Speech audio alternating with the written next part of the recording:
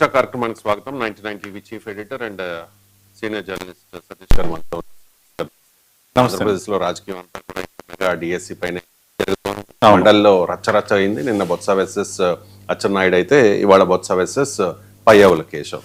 So నిన్న శాసనసభలో మంత్రి లోకేష్, విద్యాశాఖ మంత్రి లోకేష్ ఒక క్లారిటీ ఇచ్చే ప్రయత్నం చేశారు. అయినా వైఎస్ఆర్ కాంగ్రెస్ పార్టీ ఎక్కడ తగ్గడం లేదు.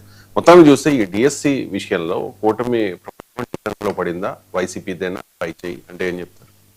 అంటే ఇప్పుడు కూటమి డిఫెన్స్ లో పడిందనే కంటే వైఎస్ఆర్ కాంగ్రెస్ పార్టీ ఇష్యూని వదిలేటట్టుగా లేదు. ఎందుకంటే ఇప్పటికే దీని మీద ఆందోళనలు చేశారు, తర్వాత రాష్ట్ర వ్యాప్తంగా ర్యాలీలు చేశారు, మెగా డిఎస్లు అక్రమాలు జరిగాయి, అన్యాయం జరిగింది అభ్యర్థులకి, ఇలాంటి ఇష్యూస్ అన్ని ఇప్పుడు చర్చలోకి వస్తున్నాయి.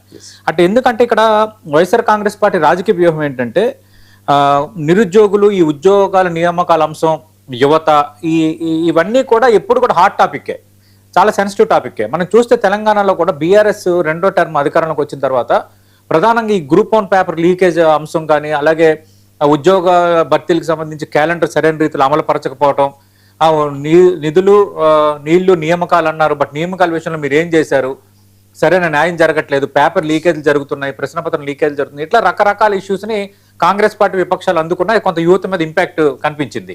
ఇప్పుడు అదే స్ట్రాటజీ ఇప్పుడు వైఎస్ఆర్ కాంగ్రెస్ పార్టీ అవలంబిస్తుంది ఆంధ్రప్రదేశ్ లో. వైఎస్ఆర్ కాంగ్రెస్ పార్టీ ఏంటంటే ఉద్యోగాల కోసం ఏళ్ల తరబడి ఎదురు చూస్తున్న నియామక ప్రక్రియలపైన నిరుద్యోగులు, అలాగే ఎగ్జామ్స్ రాసినా కూడా సరైన రీతిలో దాన్ని ఎవాల్యుయేషన్ చేయలేదు, స్పోర్ట్స్ కోటా నియామకాలు తప్పులు జరిగాయి, ఇలాంటి అంశాన్ని కొంత పెద్దదిగా తీసుకుంది.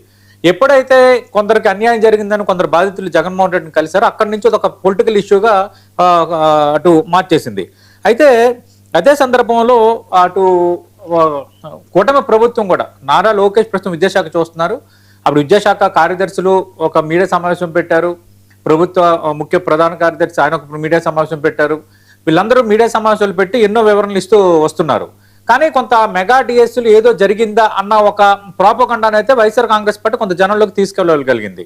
ఈ ఇష్యూస్ స్టార్ట్ అయిన నేపథ్యంలో అసెంబ్లీ సెషన్ స్టార్ట్ అయ్యే, అసెంబ్లీకి వైఎస్ఆర్ కాంగ్రెస్ పార్టీ వెళ్ళటం లేదు, శాసన మండలిలో వాళ్ళకి చెప్పుకోదగ్గ బలం ఉన్న నేపథ్యంలో నిన్న మంత్రి బొత్స వర్సెస్ అచ్చెన్నాయుడు, అలాగే మాజీ మంత్రి బొత్స, అలాగే మండలిలో వైసీపీ పక్ష నేత బొత్స వర్సెస్ మంత్రి అచ్చెన్నాయుడు, అలాగే బొత్స వర్సెస్ లోకేష్ మధ్య ఒక రకమైన వాగ్యుద్ధ పరిస్థితి ఏర్పడింది.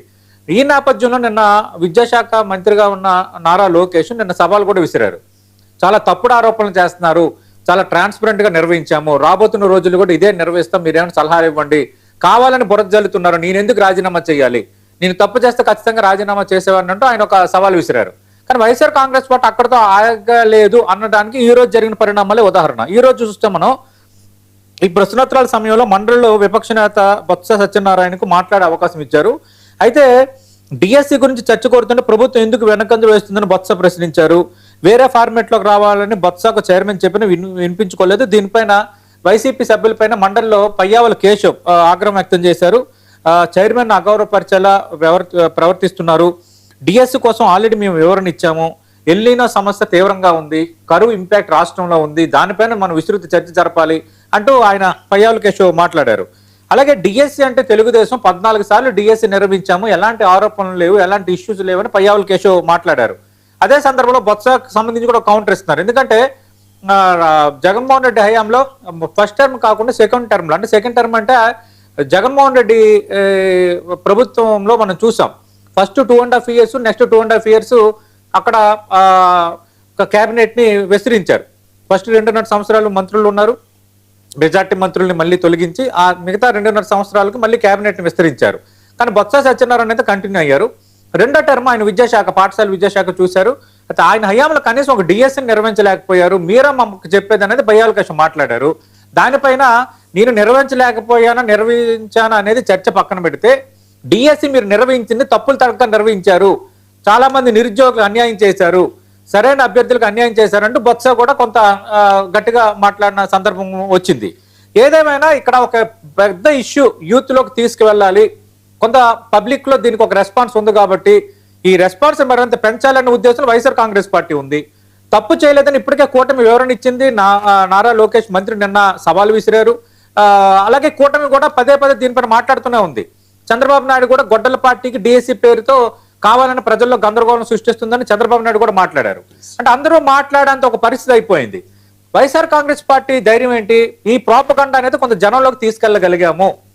ఎవరైతే నిరుద్యోగులు ఉన్నారో, ఎవరైతే డిఎస్సి రాశారో, ఎవరైతే యూత్ ఉన్నారో, ఈ ఉద్యోగాల నియామక ప్రక్రియకు సంబంధించి ఏదో జరిగింది అన్న అనుమానం అనేది వాళ్ళు అనుమాన పడుతున్నారు. ఇది మనకు ఫ్లెక్చ్ అవుద్ది రాజకీయంగా. అందుకు దీన్ని వెనక తగ్గకూడదు, దీన్ని మరింత తీవ్రత పెంచాలి. అటు శాసనసభ అయినా, మండలైనా, బయట కార్యక్రమాలైనా. అందుకు మీరు చూస్తే గత 2 నెలలుగా ఇదే ఇష్యూస్ మీద బలంగా ఉంది. కానీ మధ్యలో సాయికృష్ణ ఉదంతో మిగతా పరిణామాలు చోటు చేసుకున్న తర్వాత కొంత తగ్గింది. ఎక్కడైతే కేంద్రంలో నీట్ పరీక్ష లీకేజ్ వ్యవహారం సంబంధించి ధర్మేంద్ర ప్రధాన్ రాజీనామా చేశారో, మరి ఇక్కడ లోకేష్ కూడా రాజీనామా చేయాలని మళ్ళీ వైఎస్ఆర్ కాంగ్రెస్ పార్టీ దీన్ని పెద్ద ఇష్యూగా తీసుకుంది. ఏదేమైనా అంటే కూటమి చెప్తున్నవన్నీ అబద్ధాలని మనం అనలేము. బట్ అదే సందర్భంలో కొంత పొలిటికల్ గా సఫకేషన్ అయితే కూటమి కూడా ఏర్పడింది. రాజకీయంగా అడ్వాంటేజ్ ఎందుకు వాడుకోవాలి? యూత్ లో కొంత బలంగా మనం తీసుకెళ్లగలిగాం కదా, యూత్ లో వెళ్ళటానికి ఇది ఒక బలమైన అస్త్రంగా పనికొస్తుందని వైఎస్ఆర్ కాంగ్రెస్ పార్టీ వ్యూహంగా ఉంది. ఇప్పుడు సమస్య ఏంటంటే ఆంధ్రప్రదేశ్ లో ఆర్థిక పరిస్థితి దృష్ట్యా ఇప్పుడు భారీ సంఖ్యలో ఉద్యోగాలు భర్తీ చేసే వాతావరణం కూడా అక్కడ లేదు. అది కూడా వైఎస్ఆర్ కాంగ్రెస్ పార్టీకి ఒక అవకాశం. చూసారా, నియామక ప్రక్రియ అన్నారు, ఉద్యోగాల క్యాలెండర్ అన్నారు, నియామకాలు లేవు, ఏమీ చేయట్లేదు, నిరుద్యోగులు భృతి అన్నారు, ఏమీ ఇవ్వటం లేదు. ఇలాంటి అంశాలన్నీ వైఎస్ఆర్ కాంగ్రెస్ పార్టీ మాట్లాడడానికి డిఎస్సి అనేది ఒక వేదికగా దొరికింది. అందుకు వైఎస్ఆర్ కాంగ్రెస్ పార్టీ ఈ స్పీడ్ నెట్లా కంటిన్యూ అవుతుంది. ఏదేమైనా సహేతుకంగా పరీక్షల నిర్వహణకు సంబంధించి ప్రభుత్వం వివరణ ఇచ్చింది కాబట్టి మరి వైఎస్ఆర్ కాంగ్రెస్ పార్టీ వెనక్కి తగ్గుతుందా, లేదంటే ఇష్యూని ఇంకా ముందుకు తీసుకువెళ్తుందా, ఫైనల్ గా పబ్లిక్ ఎట్లా దీన్ని రిసీవ్ చేసుకుంటారనేది ఇది డిపెండ్స్ ఆన్ ద మ్యాటర్. ఇక ట్రైనింగ్ ఐపీఎస్ ఉదయ్ కృష్ణారెడ్డి కేసులో కీలక విషయాలు